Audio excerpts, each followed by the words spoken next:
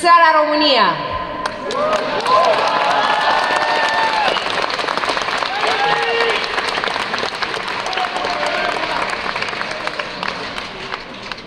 Pentru toți românii care au fost subestimați vreodată, acest rezultat este al vostru.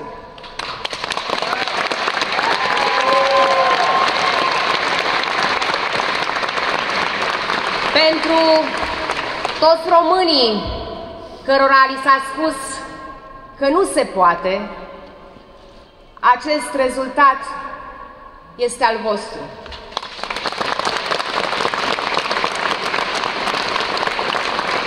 Pentru toți cei care au curajul să țintească mai sus, care cred într-o Românie demnă, într-o Românie puternică, pozitivă și europeană, acest rezultat este al vostru.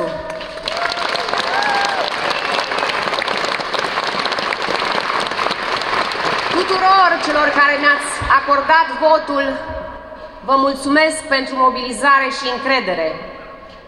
Știu că votul vostru nu a fost unul pentru mine, ci pentru voi, pentru viitorul vostru și al celor pe care îi iubiți. Să știți că am emoții.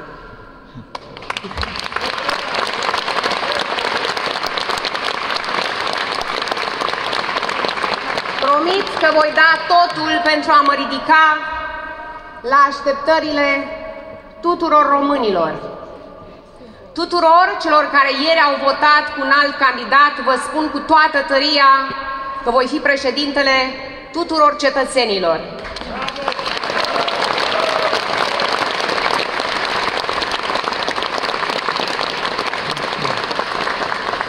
Știu că am muncit pentru a vă câștiga votul și încrederea în următoarele 2 săptămâni și o voi face neobosit, așa cum nu am obosit să muncesc pentru români toată viața mea.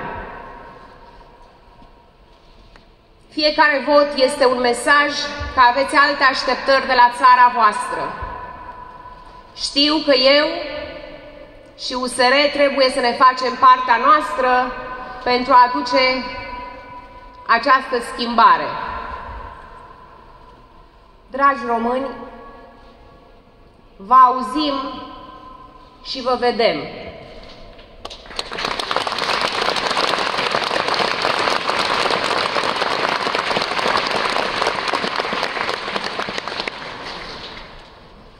Apreciez că Marcel Ciolacu și-a acceptat înfrângerea.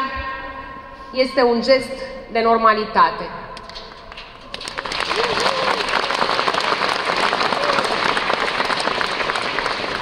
Am vorbit cu mama, cred că acum o oră, și m-a felicitat. Mama mea a lucrat la mai multe restaurante în Hațeg, unde am crescut. Toată viața ei a spălat pahare cu apă rece câte 12-14 ore pe zi. În familie știm ce este munca. Știm cum e să trăiești din munca ta, nu din pensii speciale, nu din sinecuri de la partid, nu din cadouri de lux de la dezvoltatori țepari. Aș vrea să îmi dați puțină apă, pentru că sunt... Mersi.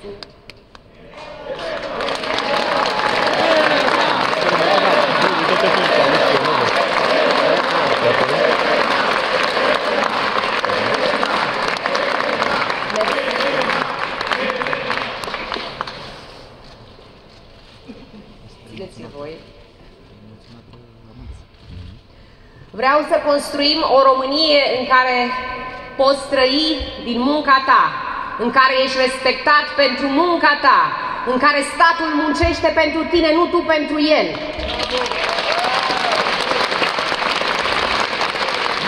Votul dat de milioane de români transmite un mesaj clar și răspicat.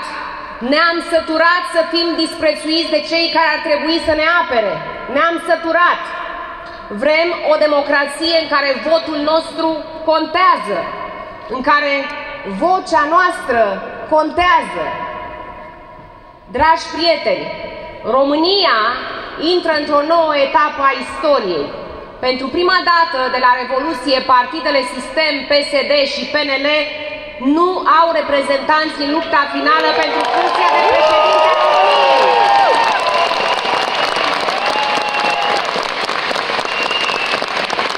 Votul românilor de ieri a fost un vot de blam la adresa unui fel de a face politică, un vot de protest și exasperare.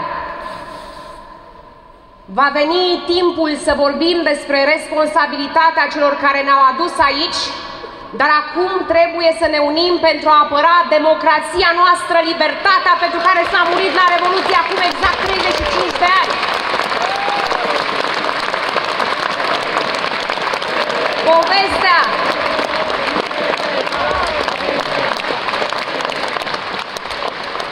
Povestea nu se încheie aici.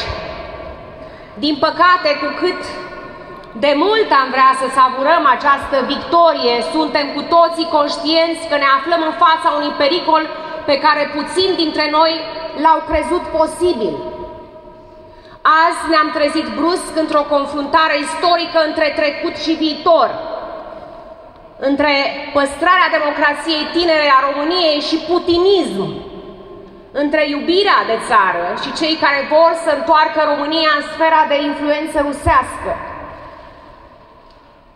Să ne fie foarte clar, Călin Georgescu este un admirator pe față al lui Vladimir Putin. Este pe față împotriva NATO și a Uniunii Europene.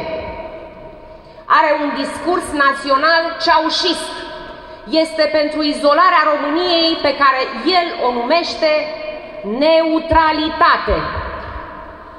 Vrea să scoată România din circuitele economice și financiare europene și internaționale. Și cu asta vrea să distrugă tot pe ce se bazează toată prosperitatea noastră. Iar fără NATO suntem la cheremul Rusiei.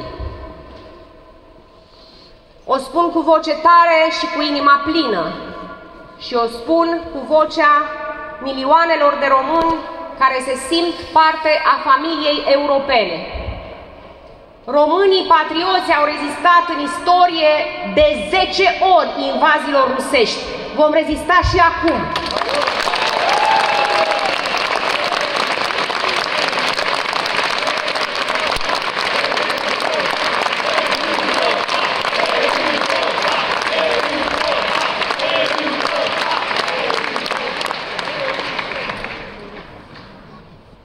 Da, Europa.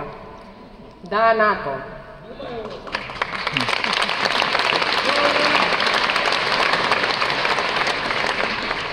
Dragi români, în următoarele 2 săptămâni noi toți împreună avem de dus o luptă existențială pentru democrația românească. Alegerile parlamentare din 1 decembrie, chiar de Ziua Națională a României, chiar în ziua în care vom cânta acele versuri veșnic adevărate, că acum ori niciodată croim o altă soartă, acele alegeri parlamentare în acea zi națională devin cruciale în noul context.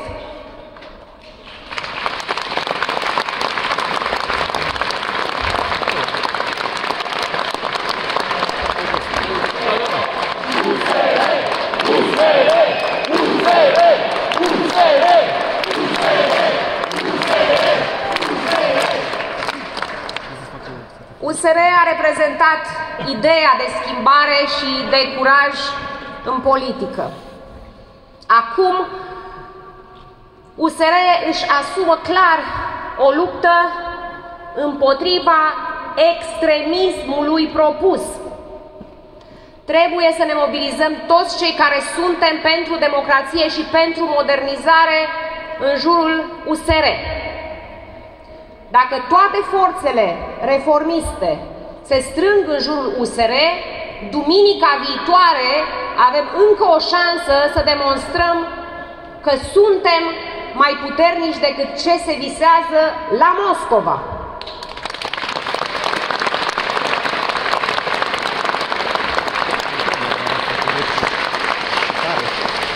Garantez tuturor forțelor democratice și pro-europene că vom lăsa orgolile la garderobă și vom face propuneri concrete pentru a ne uni în fața acestui pericol.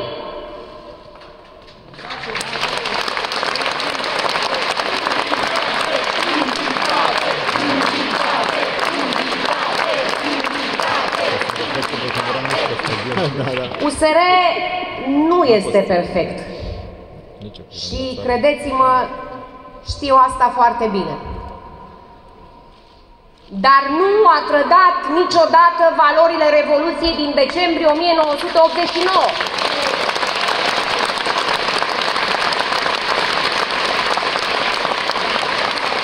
Independența față de Rusia și un drum euroatlantic au fost visul nostru din decembrie 1989 și sunt visul pe care azi trebuie să-l apărăm. Trebuie să-l apărăm. Votul de ieri este un vot împotriva acestei guvernări care și-a bătut joc și a umilit pe români cu aroganțe, prețuri mari și taxe. Guvernarea disprețului față de cetățeni trebuie să se încheie. Dar frustrarea și revolta noastră nu trebuie să devină o vulnerabilitate exploatată de Rusia.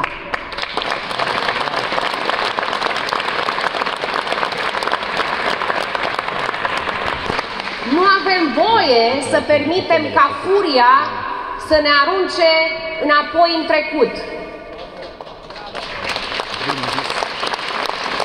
Haideți să transformăm furia noastră în speranță. În speranță pentru România democratică, pentru care au murit 1116 români la Revoluție. Speranța este cea care ne duce înainte.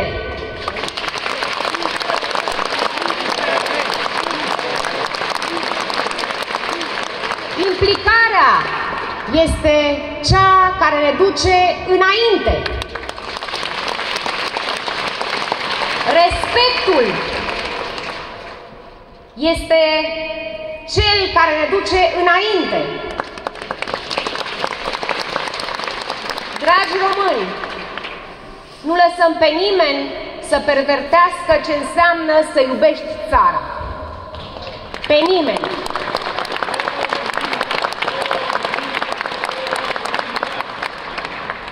Nu prin ură față de Europa îți demonstrezi patriotismul sau pe TikTok, ci prin mândria despre ce avem noi românii de contribuit.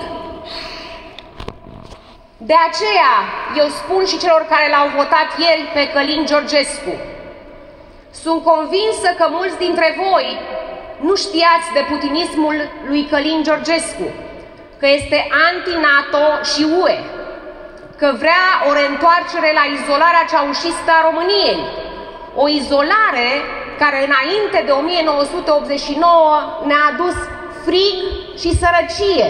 Câți își mai amintesc? Și eu mi-amintesc. Știu că mulți dintre voi l-ați votat pe contracandidatul meu ca un vot de protest. Haideți să transformăm acest vot dintr-unul de protest într-unul pentru România!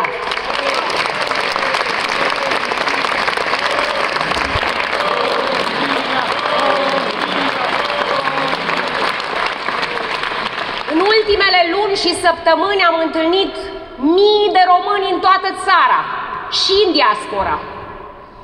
Am râs cu ei, am plâns cu ei, le-am ascultat grijile și supărările și speranțele și ambițiile. Dacă nu iubeam Deja România, cu toată ființa mea, după această campanie, nu mai am niciun dubiu. România are un potențial nelimitat pentru că are oameni buni, români de bună credință, buni și creativi, mult mai mulți politicieni decât ne lasă politicienii vechi să credem.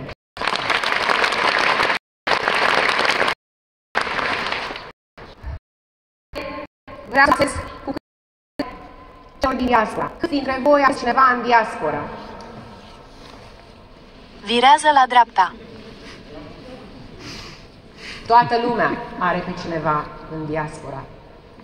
Vă spun că, indiferent unde v-ați făcut casă, brațele noastre vor fi mereu deschise pentru voi.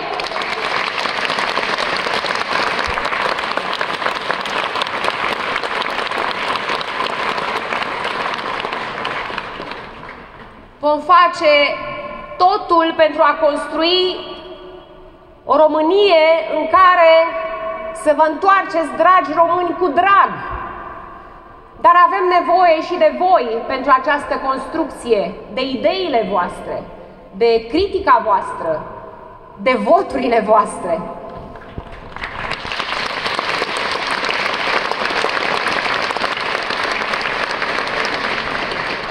Vă mulțumesc pentru mobilizarea de ieri și vă aștept din nou la urne pe 1 decembrie și în 8 decembrie.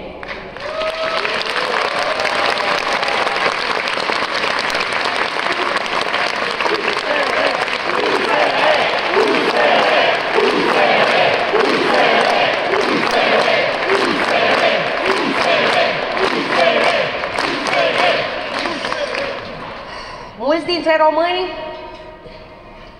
au plecat la studii sau la muncă în alte țări ale Uniunii Europene. Sunteți o generație care nu mai trebuie să-și riște viața înotând prin Dunăre noaptea pentru a trece granița și a ajunge la libertate.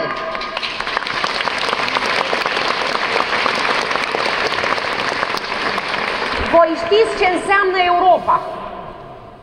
Ajutați-ne să apărăm libertatea noastră europeană.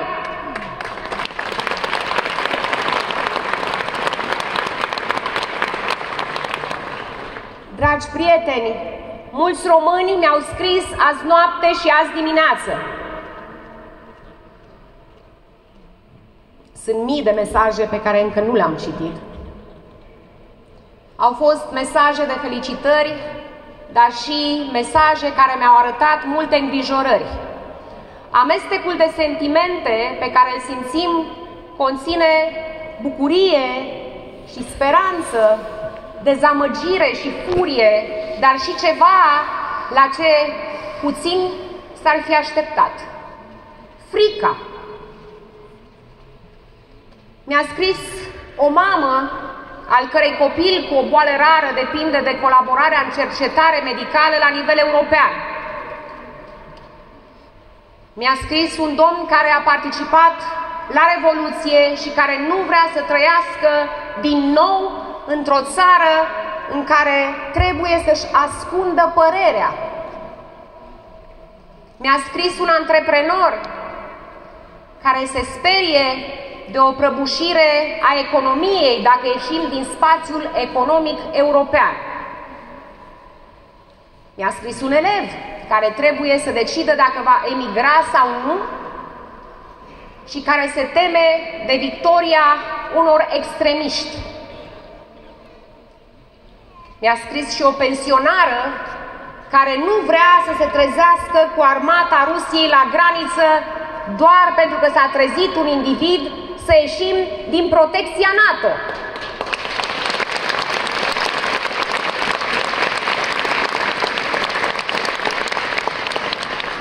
Aș vrea să pot lua aceste frici doar prin puterea cuvintelor mele. Dar adevărul este că singurul antidot la aceste frici este votul. un vot masiv pentru viitor, pentru democrație, pentru România.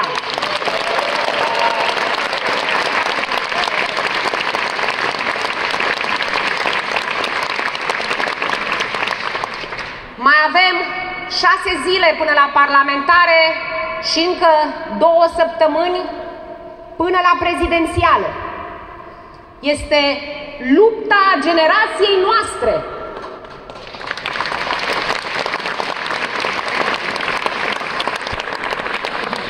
Fără să știu, simt acum că m-am pregătit toată viața mea pentru această luptă.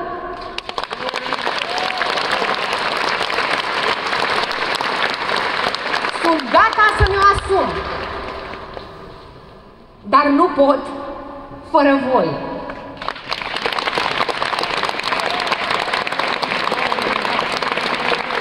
Putem învinge frica doar împreună.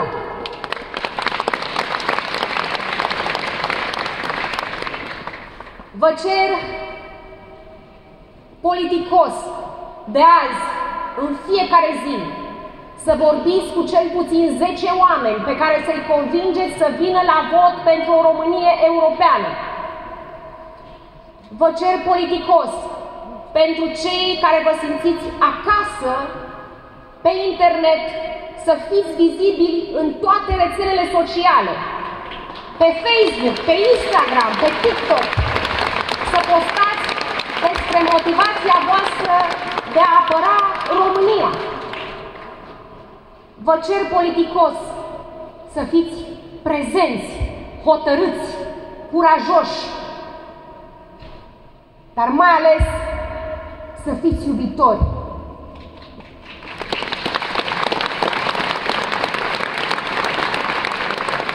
Îi vom bate doar fiind iubitori, cu iubire pentru România.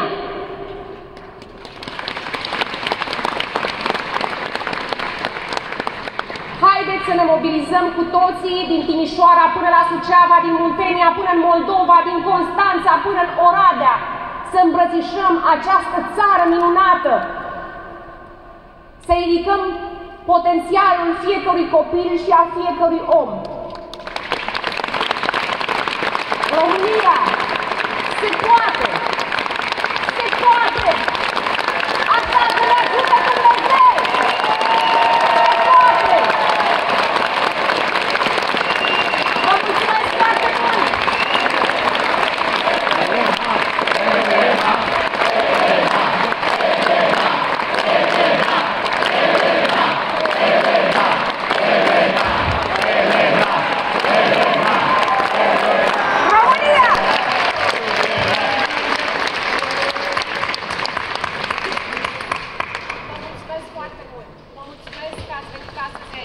Vă mulțumesc foarte mult! Vă mulțumesc! Mulțumim!